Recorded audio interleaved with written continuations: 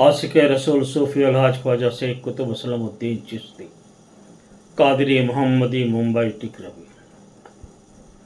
दोस्तों, एक बूढ़ी औरत एक मस्जिद के सामने बैठकर भीख मांगती थी।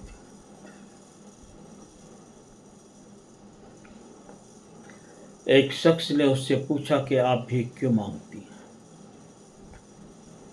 उसने बताया, मेरा शौहर फौत हो गया, मेरा बेटा है जो बाहर कमाने गया है,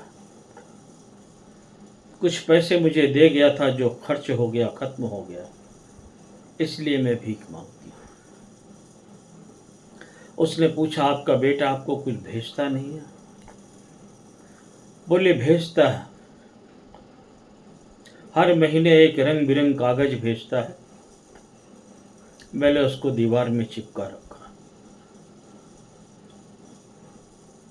उसने कहा, मुझे दिखाइए, और बूढ़ी माँ उस शख्स को लेकर के गई घर। जब उस शख्स ने देखा तो वो ड्राफ थे। बेटा हर महीना 50,000 रुपए का ड्राफ्ट अपनी माँ को भेजता, लेकिन माँ पढ़ी लिखी नहीं थी, इसलिए उसके समझ में नहीं आता कि ये ड्राफ्ट है। उसे लगा कि ये कागज़ है, वो उसे दीवार में चिपका के रख दी।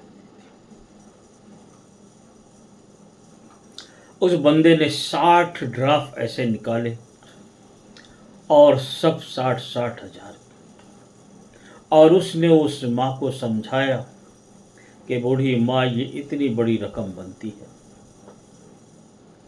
वो फूले नहीं समाई, खुश हो गई और उसने भीख मांगना बंद कर दिया। लिहाजा वो लोगों की हेल्प करने के काबिल बन गई और अपने कफालत खुद करने लग गई। इसी तरह से अल्लाह तबारक व तआला ने तमाम मुसलमानों को एक अजीब शान किताब, मोजिज़ात, दुनिया आखिरत की तालीम, जिसे कुरान की शक्ल में नवाजा है।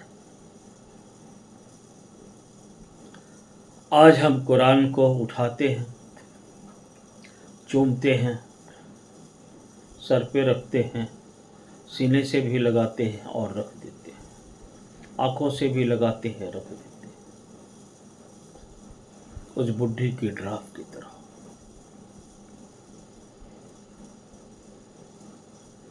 आपको पता नहीं है कि कुरान पढ़ने पर कितने बड़े फ़ायदे हैं आपको। कुरान की एक एक हुरूफ पर अल्लाह ने कितने बड़े फ़ायदे रखे हैं, दुनिया और आखिरत, खुदा की कसम, दोनों जगह के।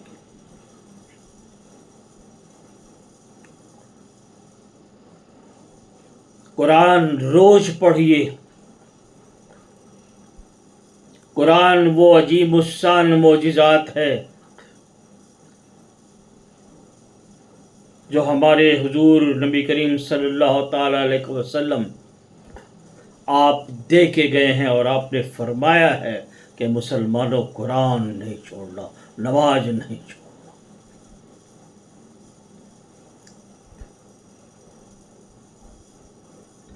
कुरान आपको वहाँ पहुँचा देगी जहाँ आपका ज़ेरो गुमान नहीं होगा।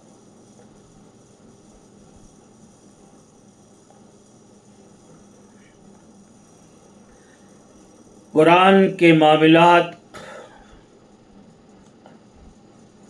जो इस तरह से पढ़ें कुरान को कि आज ही मेरे दिल पे नाजिल हो रहा है, नाजिल हुआ है, उन्हें समझ में आएगा कुरान की हकीकत क्या है, लेकिन फिर भी थोड़ा ही समझोगे।